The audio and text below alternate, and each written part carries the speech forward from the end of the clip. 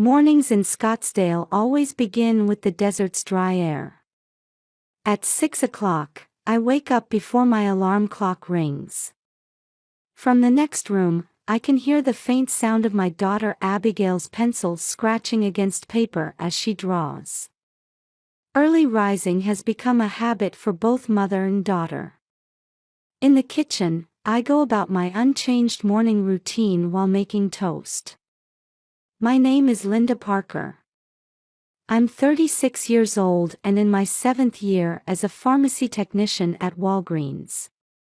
This job was supposed to be temporary until my husband Michael got his insurance agency off the ground. When we first got married, I had considered becoming a full-time housewife eventually. But now, this job has become an essential pillar supporting both Abigail's and my life. From inventory management to prescription verification, this detail-oriented work might suit my meticulous personality. Working 5 days a week from 9 a.m. to 6 p.m., while it's a regular schedule, it's not easy raising a 10-year-old daughter as a single mother. I wake up at 5:30 a.m. to prepare lunch boxes, and when there's overtime, I call the after-school program to request an extension. But I think my organized personality makes this lifestyle possible. On days off, I make sure to spend time with Abigail, going to art museums she loves or drawing together. Such ordinary moments shape our happiness. Abigail is a 4th grader at Chaparral Elementary School.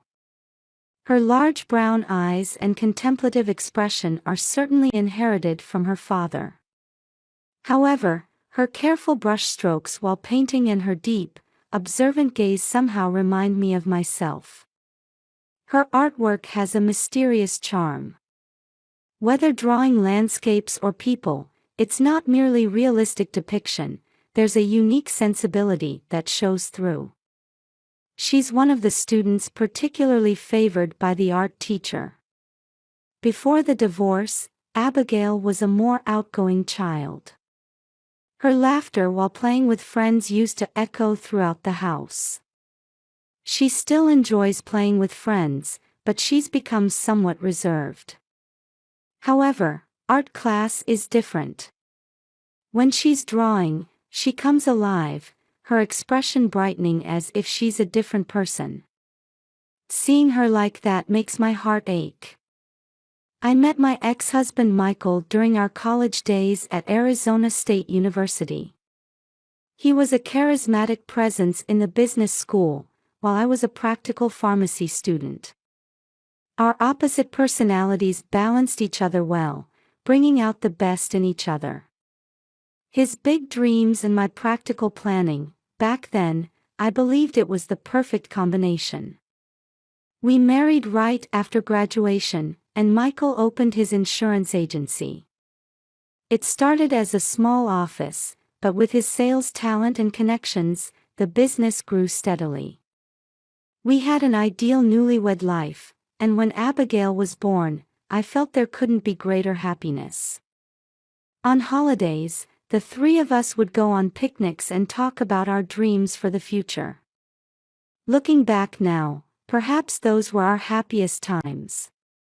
However, success gradually changed Michael. Now at 39, he's become one of the region's leading insurance agency owners. On the surface, he's gentlemanly, a success story everyone acknowledges. But beneath that lies a strong obsession with appearances and social status. He frequently changed luxury cars, joined golf clubs, and became desperate to associate with the upper class.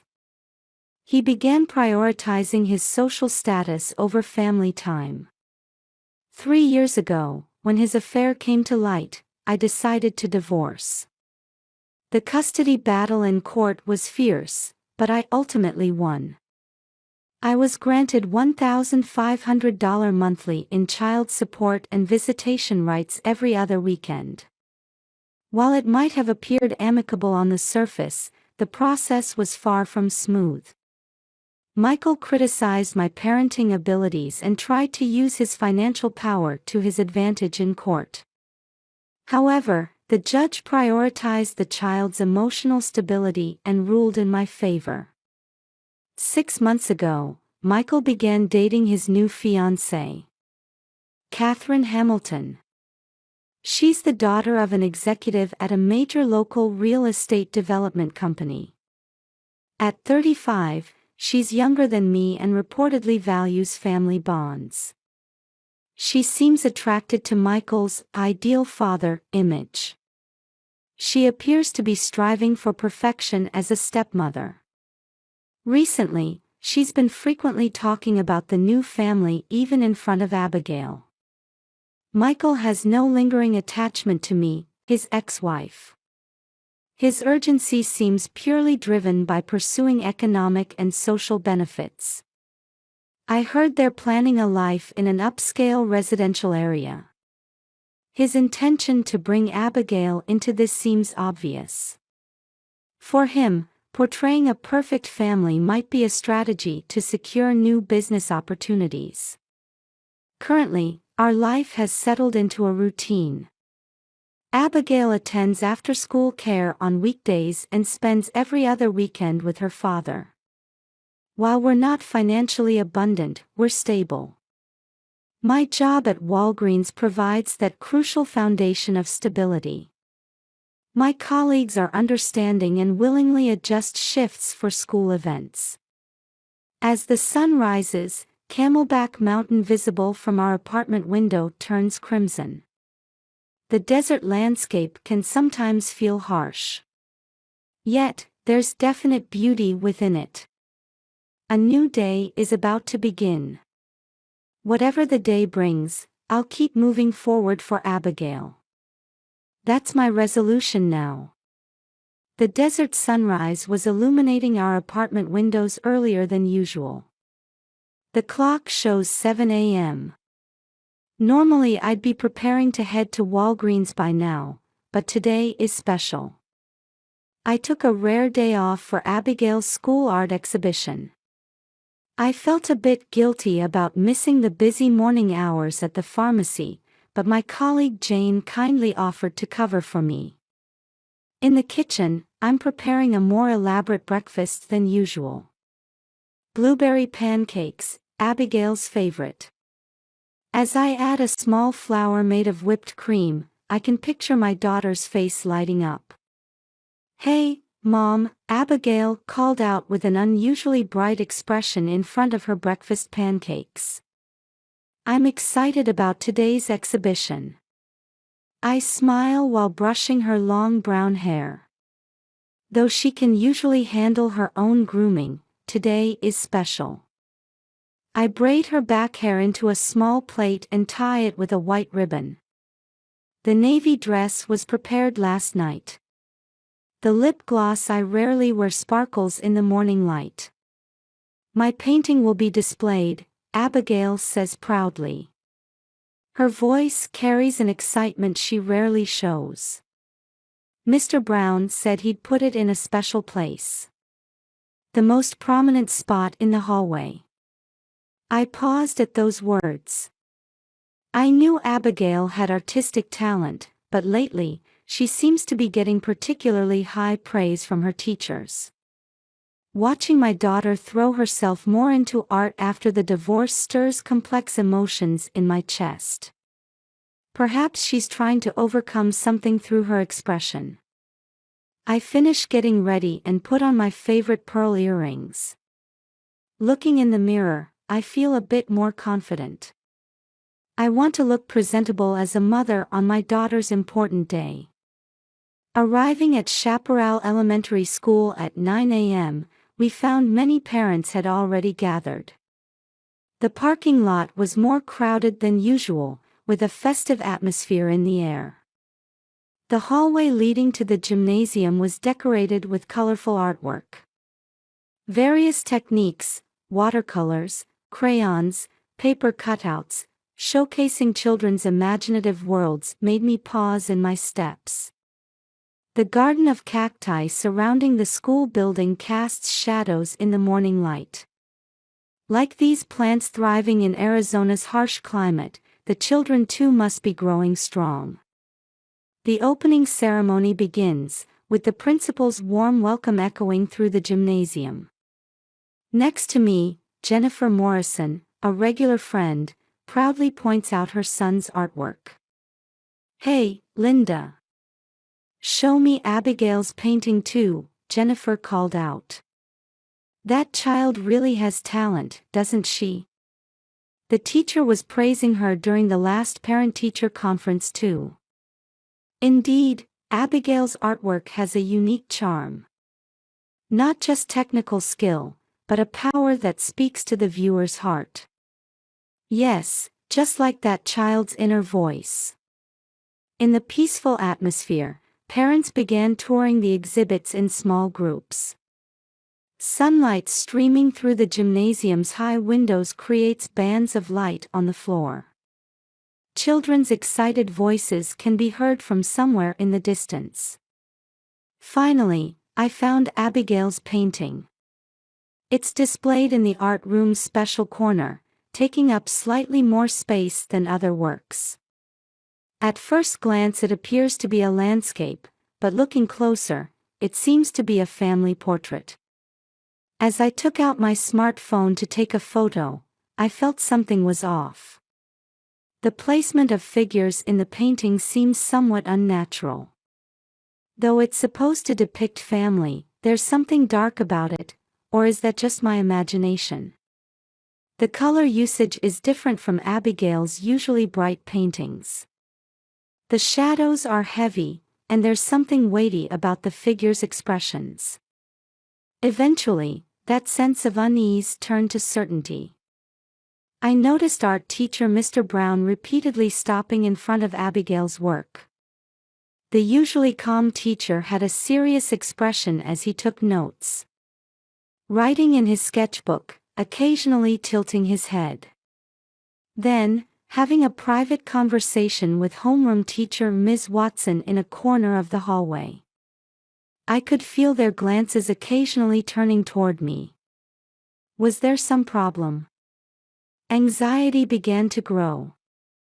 The teacher's expressions lacked their usual warmth. Other parents continued their cheerful conversations. But to me, even their voices seemed to fade away.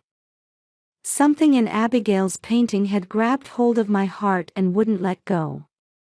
As the exhibition reached its peak, the gymnasium was filled with parents' excited voices. Abigail was looking around the exhibits, frolicking with her friends. Just as I was beginning to feel relieved seeing her innocent behavior. "Mrs. Parker, could I have a moment of your time?" Suddenly addressed from behind, I turned around. Homeroom teacher Ms. Watson stood there with an expression I'd never seen before. Her usual gentle smile was gone, replaced by a tense look. "Yes, of course, but could you come with me to the principal's office?" The tension in those words made my anxiety surge. Still, I nodded while maintaining my composure. As a mother, I couldn't show my distress. Walking down the long hallway, various possibilities crossed my mind. Was it about Abigail's grades? Or had she caused some problem? With each echoing footstep, my heartbeat quickened. But what awaited was a scene I never expected. Opening the principal's office door, a police officer in uniform waited with a solemn expression. Sunlight from the window illuminated the officer's badge. On the desk lay what appeared to be a file containing Abigail's artwork. "Please look at this." Opening the file the officer handed me, I found multiple paintings by Abigail.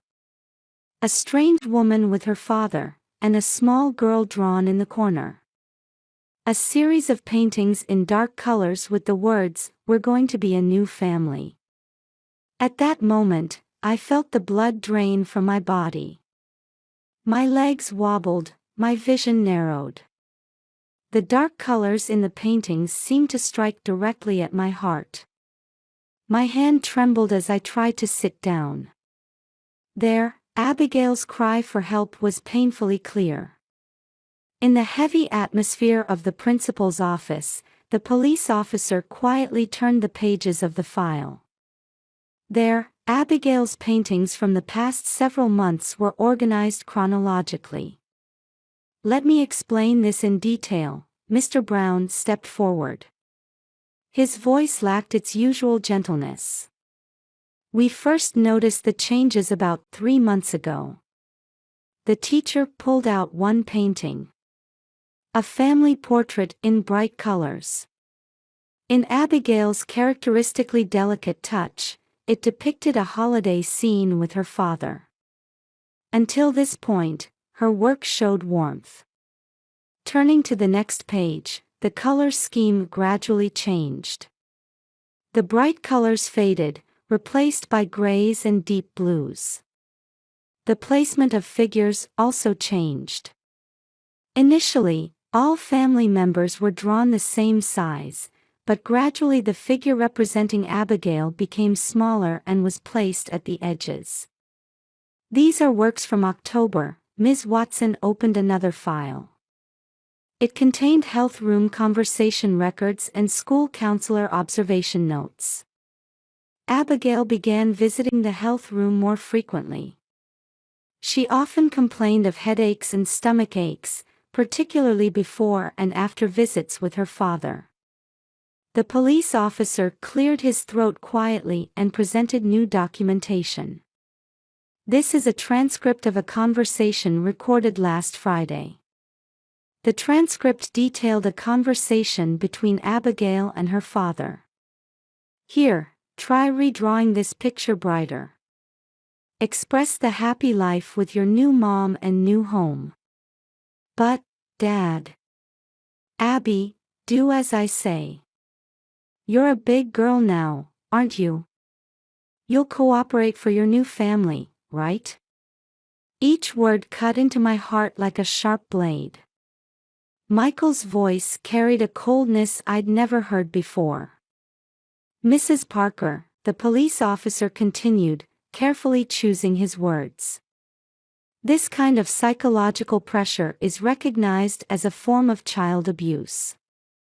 Especially in custody-related cases, it can have serious effects on a child's mental health." The school counselor joined in, explaining Abigail's behavior in detail. How even during her usually active art time, her expression became extremely suppressed after visits with her father. How she reduced conversations with friends and spent more time alone during breaks. Even more shocking was the revelation of Michael's true motives. His fiancée Catherine's father being an influential local real estate developer. He was trying to create a perfect family image to gain their trust. "Actually, we've received information that your ex-husband is preparing to file for a change in custody," the police officer continued. "It appears his aim is to avoid child support payments and gain social credibility for new business developments." With trembling hands, I looked at the final painting. There stood her father and an unknown woman in front of a large house, with Abigail drawn small like a shadow.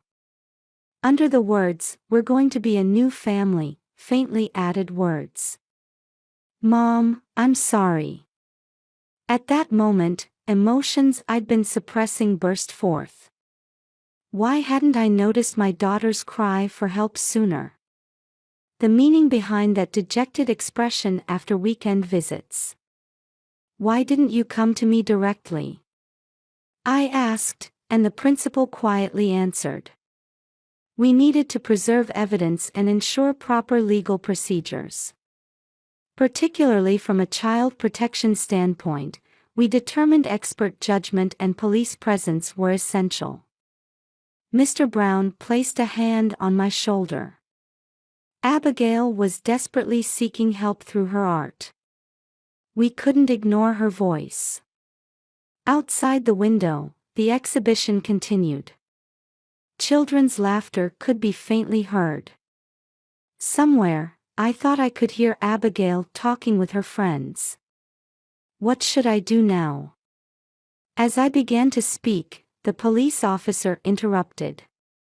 We've already reported this to Child Protective Services. We're also preparing a temporary suspension of visitation rights. Mrs. Parker, there's still much we can do to protect you and Abigail. May I speak with Abigail? I asked in a trembling voice. Ms. Watson nodded and immediately went to get her. While waiting, I prepared myself mentally. I must stay calm. I absolutely must not say anything that would make my daughter feel blamed. Brought from the classroom, Abigail's cheeks were still flushed, perhaps from the exhibition's excitement. But upon entering the principal's office and seeing her painting spread on the desk, her expression froze. Abby, I called out as gently as possible. Will you tell me about it? Abigail nodded slightly and sat in the chair next to me. I could feel her small body trembling slightly. Can you tell me about when you go to Dad and Catherine's house? After a moment of silence, Abigail stared at her hands and began speaking in a small voice. Dad says, this is your new mom. He says, the new house is big and beautiful. Abigail took a deep breath and continued. But Tears began rolling down her cheeks. I don't want to leave Mom. But Dad says, good children do as they're told. I instinctively embraced Abigail. Is that why you drew these pictures? The police officer pointed to the paintings on the desk. Yes. Dad told me to draw happy family pictures. But I didn't want to draw lies. So. Abigail continued through her sobs. So I drew my real feelings small. But Dad found out, and got really angry. Why didn't you tell Mom? I asked while gently stroking her hair.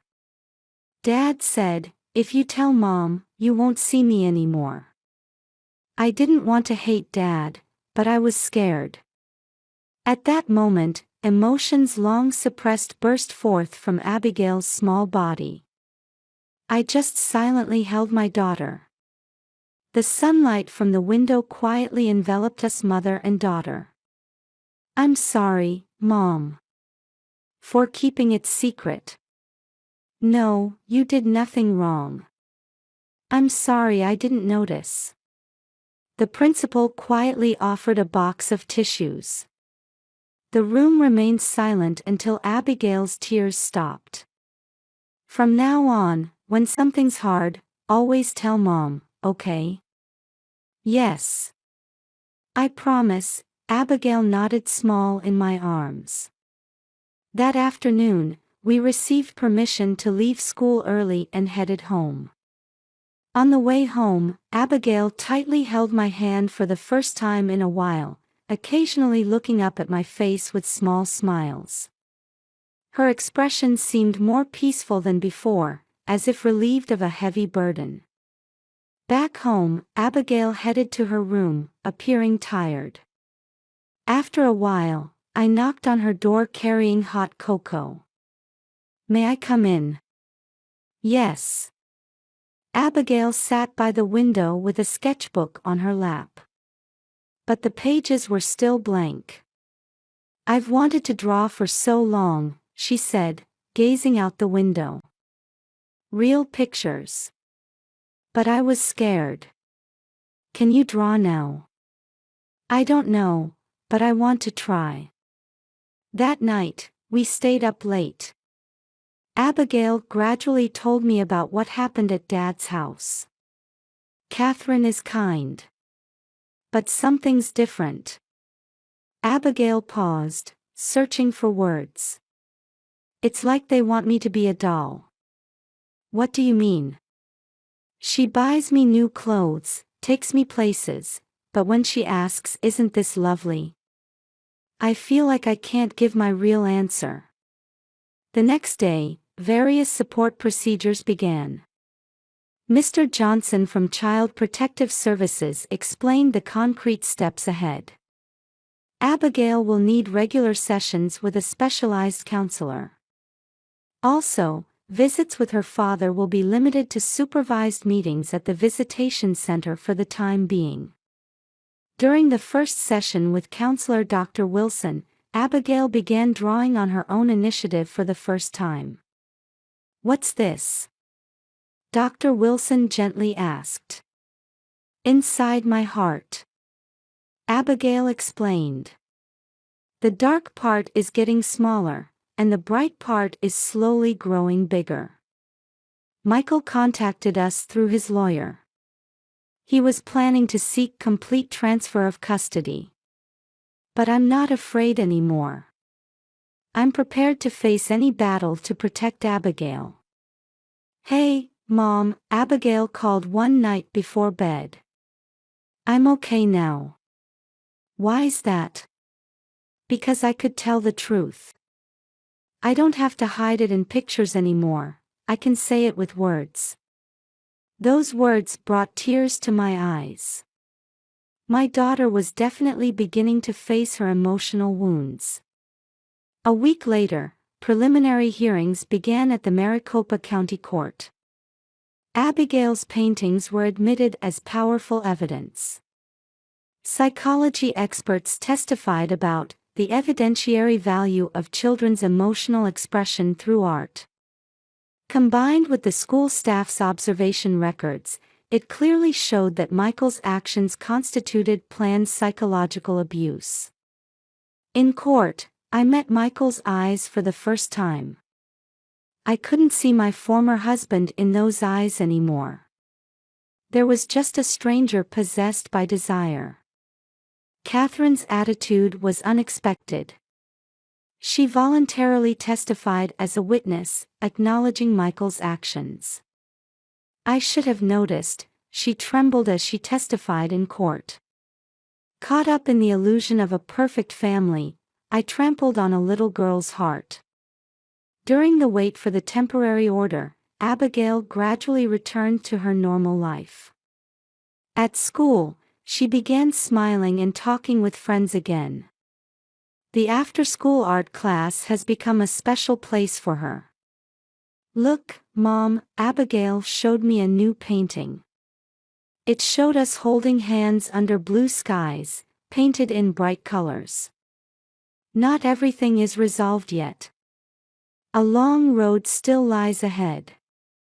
But we're not alone anymore. Now that we can hear Abigail's true voice, we've definitely taken a new step forward. The trial with Michael dragged on longer than expected. Until the end, he refused to admit his wrongdoing. "I only did what was best for my daughter." He claimed this in court. But before the evidence, those words rang hollow. The verdict came 6 months after that exhibition. The court severely restricted Michael's visitation rights. He was allowed monthly visits only under professional supervision. Finally, it was Catherine who approached me in the hallway after the verdict. "Would you allow me to apologize to Abigail directly?" I discussed this request with Abigail. "Do you want to meet her?" "Yes," Abigail answered after some thought. "I don't think Catherine is really a bad person." The meeting took place under Dr. Wilson's supervision. "I am truly sorry," Catherine bowed deeply. "I should have understood your feelings sooner." Abigail silently listened to Catherine's words. Then, in a small voice, she said, "You were deceived by Dad too, weren't you?" Those words choked Catherine up. School life also gradually changed. Mr. Brown's art class became an even more special time for Abigail. "Look what I drew." The painting Abigail showed me had self-portraits with various expressions. Teacher told me that's sad me, angry me, they're all me. One evening, Abigail made a rare visit to my workplace. Hey Mom, do you think I can forgive Dad, someday? I couldn't answer that question right away. But I could feel my daughter's growth. It might take time. But there's no right or wrong answer to how you feel. Abigail silently nodded. At that moment, the setting sun shone through the pharmacy window, gently illuminating my daughter's profile.